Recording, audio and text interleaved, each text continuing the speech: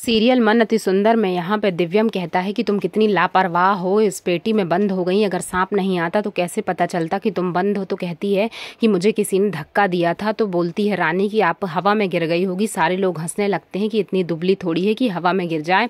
फिर बोलती हैं कि ठीक है, जाओ जाकर खाना खा लो।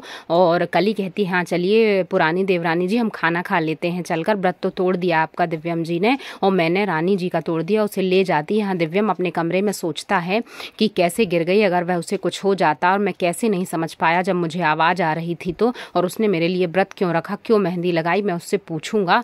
जबकि नाटक करना था उसको, खुद किया है ये सब। यहाँ तेल लगाती है अपने ससुर के पैरों में और बोलती है पापा जी आप अपनी इच्छा शक्ति को बहुत जागृत कीजिए। मुझे पता है कि एक दिन आप ज़रूर ठीक हो जाएंगे। मैं आपकी मालिश करूंगी तो आपके पैरों में हाथों की तरह जान आ जाएगी। तभी दिव्यम आ जाता है और कहता है लाओ मैं तुम्हारी हेल्प कर देता हूँ। पापा को तेल लगाने में जैसे ही कटोरी उठाता है तो गर्म के कारण उसके हाथ जल जाते हैं।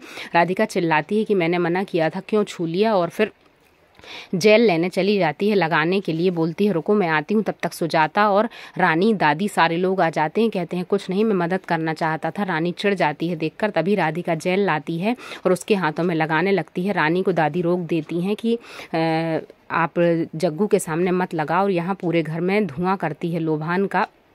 कली कहती है कि कोई काल कूटनी माता है जो सबके घर में आती हैं और इस लोभान के धुएं से नहीं आती हैं। दादी कहती है मुझे अस्थमा है, दूर हो जाओ यहाँ से। इससे बहाना मिल जाता है रानी को नाटक करने का। और फिर वह कुछ सामान किसी से मंगाती है तो वहाँ से फेंक देता है कोई मास्क पहने हुए लड़का और फ़ोन करता है रानी को कि मैंने सामान फेंक दिया है। वहाँ राधिका होती है तो उसे आवाज़ आती है कि कुछ सामान फेंका है। जैसे ही रानी को पता चलता है कि उसने बिना जाए सामान फेंक दिया, यहाँ राधिका सोचती है क्या आया है। आंगन में आ जाती है रानी और कहती है बातों में लगाने की कोशिश करती है ताकि सामान ना दिखे राधिका को और वह बच जाए, नहीं तो उसे आज राधिका पकड़ ही लेती। फिर वह उसके साथ मिलकर काम कराने लगती है।